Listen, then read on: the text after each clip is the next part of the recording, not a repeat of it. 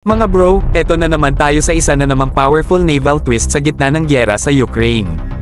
May bagong dagdag sa arsenal ng Ukrainian Navy, mga SB-90 boats galing Sweden at Patrol 18WP boats mula Estonia, at ang exciting part. Equipped sila with foldable anti-drone nets.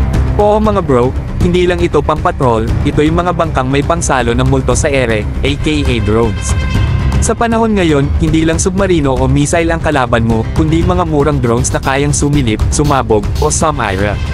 Kaya tong mga SB-90 at Patrol 18WP, parang David versus Goliath sa modern warfare, maliit pero matatalino, mabilis, at may panangga.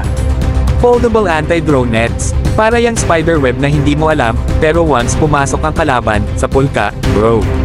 Ang SB-90 boats galing Sweden ay kilala sa bilis at maneuverability, swak na swak para sa hit-and-run tactics o rapid response mission sa baybayin.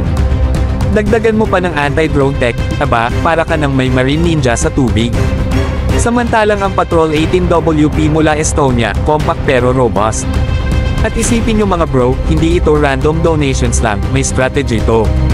Ukraine is adapting to the modern battlefield kung saan ang threats ay hindi na laging galing lang sa langit o ilalim ng tubig, kundi kahit sa murang quadcopter na kayang magdala ng granada. At kung titingnan natin to mula sa perspektibo ng Pilipinas, aba mga bro, may aral tayong pwedeng pulutin dito. Hindi porket maliit ang assets, hindi na effective. Hindi lang puro frigates at destroyers ang solusyon, minsan, quick, stealthy, drone killer patrol boats ang kailangan.